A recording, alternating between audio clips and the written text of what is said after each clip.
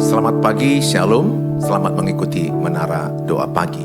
Mari kita mengucap syukur buat udara yang kita hirup, buat kehidupan yang Tuhan berikan kepada kita. Kita bersyukur apapun masalah kita, apapun yang kita hadapi, kesulitan hidup kita, kita bersyukur kepada Tuhan. Mari kita berdoa. Bapa di sorga, dalam Tuhan Yesus, kami mengucap syukur buat pagi ini. Tuhan memberkati setiap yang mengikuti menara doa. Mereka yang lemah dikuatkan, yang susah dihiburkan, yang sakit disembuhkan, yang miskin diperkaya, yang putus asa diberikan pengharapan baru. Tuntun kami menjalani hidup hari ini, di dalam pekerjaan, di dalam berkeluarga, di dalam menghadapi masalah terlebih. Tuntun kami Tuhan dengan firman-Mu, supaya firman-Mu adalah pelita bagi kaki kami, sehingga kami melangkah di dalam jalan-jalan Tuhan. Tuntun kami Tuhan. Kami serahkan semua umat-Mu dimanapun mereka, kapanpun, siapapun yang mengikuti menara doa ini, terberkati oleh Tuhan. Mereka mengalami berkat kasih karunia Tuhan. Berkati kami, tim yang ada di tempat ini. Kuduskan, layakkan kami oleh kuasa Roh Kudus. Dalam nama Tuhan Yesus kami berdoa. Amin. Kami bawa syukur kami kepadamu ya Amin. Tuhan. Mampirlah dengarkan doa kami ya Bapa.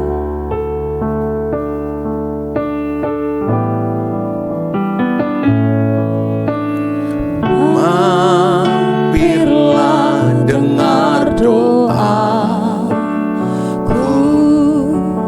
Yesus penebus.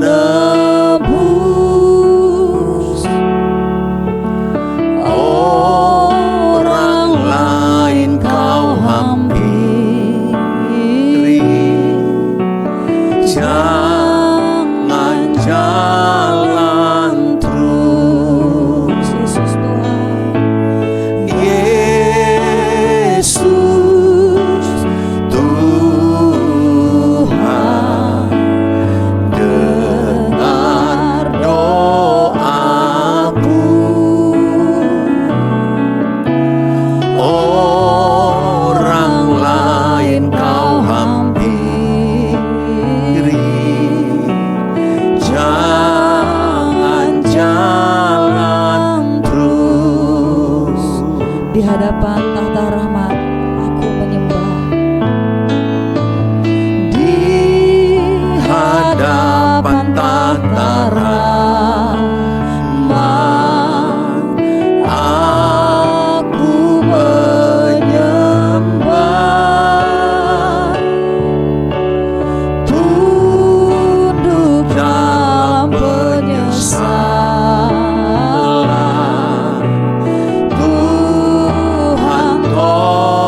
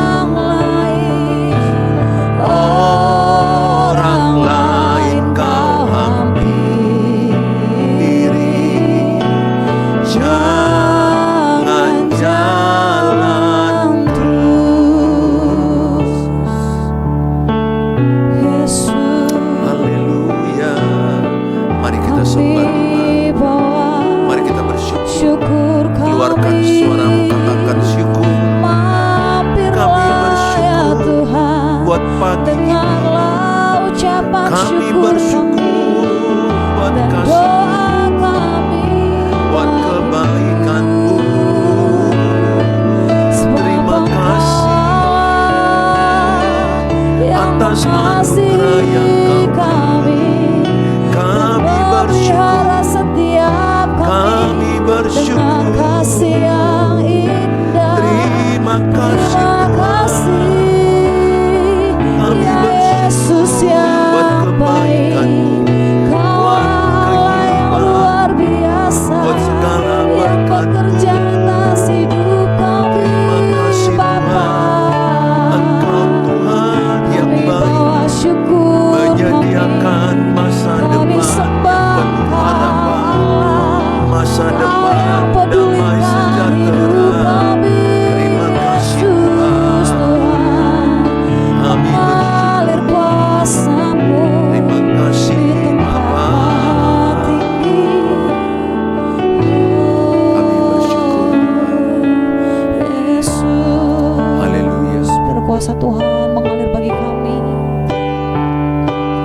Mengalir kuasa dari tempat maha tinggi, Bapa kekal mulia, Kau hadir di sini, memulihkan hati, menyembuhkan yang terluka. Ku kan tenang bersama-Mu, Bapa. Ini menjadi pernyataan kami, Tuhan.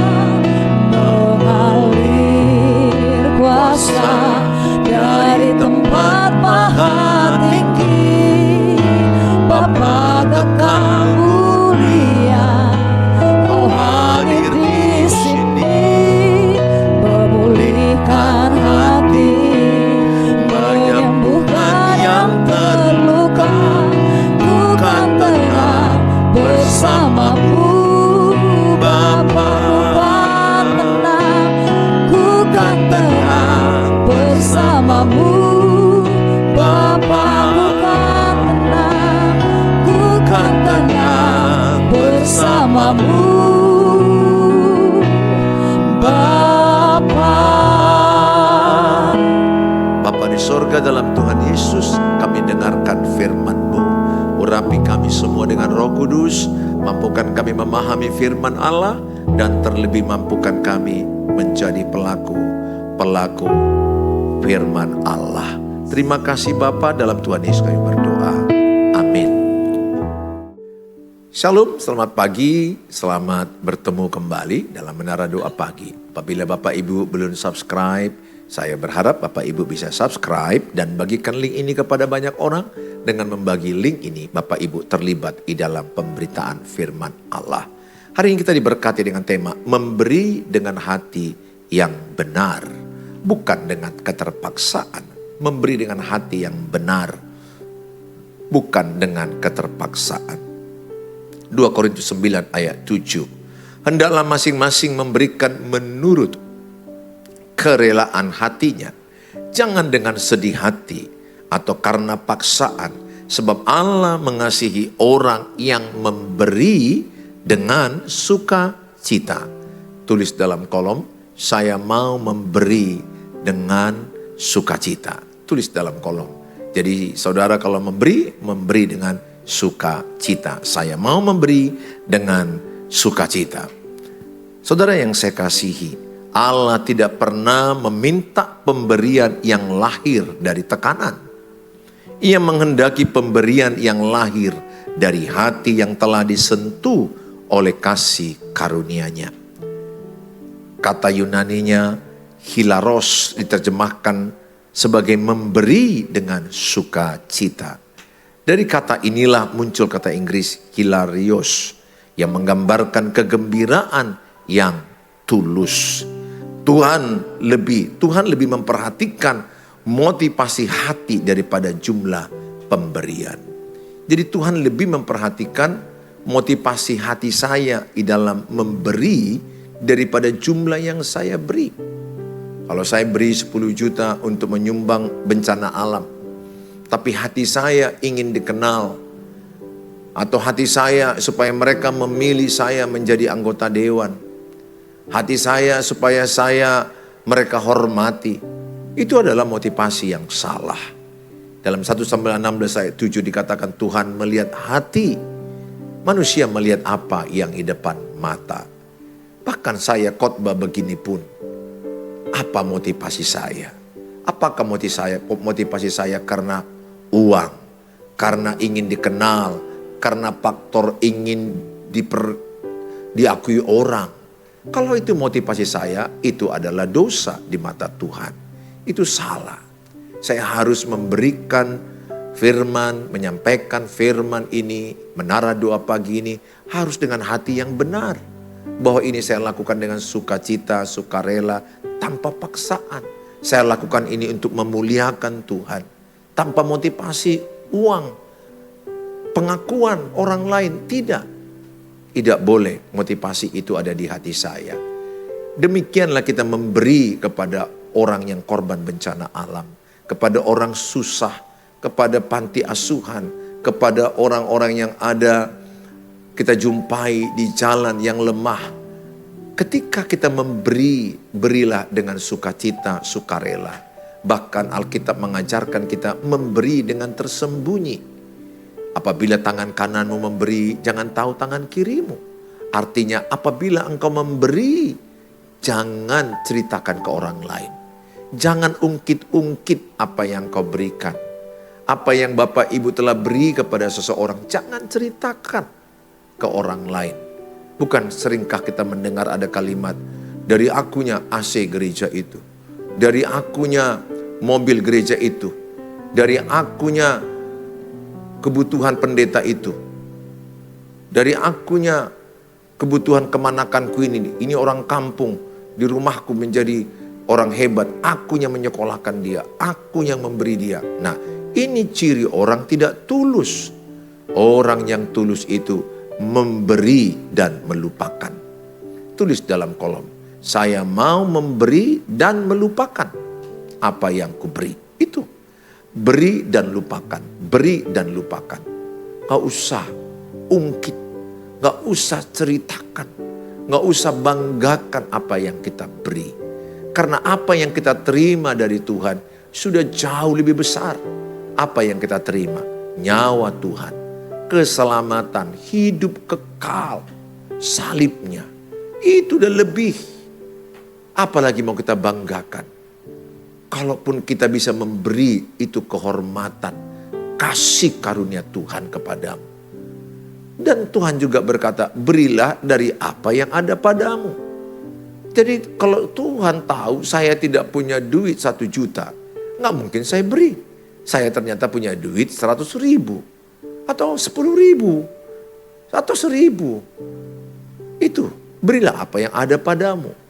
Jangan pula kita memberi persembahan ke gereja 2.000, 5.000, tapi makan di restoran 60.000, beli baju 100.000, persembahan 5.000. Itu tidak benar. Di mana hartamu berada, di situ hatimu berada.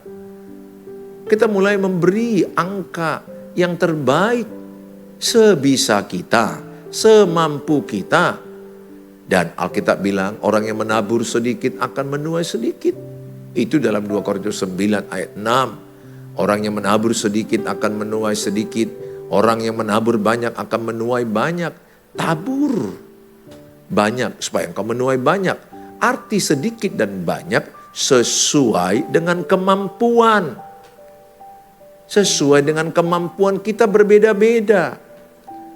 Ingat, Tuhan tidak melihat jumlah uangnya nomor 1. Tuhan melihat motivasi kita memberi. Ingat hukum pertama, kasihilah Tuhan Allahmu dengan segenap hati, segenap jiwa, segenap akal budimu. Kasihilah sesamamu seperti engkau mengasihi dirimu sendiri. Memberi karena engkau mengasihi Tuhan. Kalau engkau mengasihi Tuhan, engkau memberi yang terbaik. Ya samalah ibaratnya seorang cowok punya pacar ceweknya, pasti dia akan berjuang memberi yang terbaik karena dia mengasihi ceweknya. Gak mungkin dia akan mengasihi yang basi atau yang sisa. Itu gambaran sederhana. Kita mengasihi Tuhan, kita kasih persembahan yang terbaik. Ini saya sebagai pendeta curhat sedikit. Ada banyak bapak-bapak, ibu-ibu, pemuda-pemuda yang sudah kerja bahkan ngasih kolektif masih ada 2.000 rupiah. Dilipat-lipat. Kotornya bukan main. Apakah 2.000 tidak boleh diberikan ke rumah Tuhan? Boleh. 1.000 juga boleh. Pertanyaan, apakah kalau engkau makan di luar, engkau menghabiskan duit berapa? Jangan sampai makan di luar habis 200.000. Beli baju habis 150.000. Kolekte 2.000, 5.000. Itu tidak benar. Kalau benar dia mencintai Tuhan, dia memberikan yang terbaik kepada Tuhan. Dipilih uang yang terbaik, angka yang terbaik, sebisanya, semampunya, sukarela, tanpa paksaan, tanpa tekanan. Saudara, 2 orang bisa memberikan nominal yang sama, tetapi nilainya berbeda di hadapan Tuhan karena hati mereka berbeda. Yesus pernah memuji janda miskin yang memberi 2 peser. Bukan karena jumlahnya besar, tetapi karena ia memberi dengan hati yang percaya. Itu dalam Markus 12 ayat 41 sampai 44. Markus 12 ayat 41-44. Yesus memuji janda miskin ini, memberikan yang ada pada dia. 2 peser itu mungkin uang makannya, itu yang dipakainya untuk dipersembahkannya ke rumah Tuhan.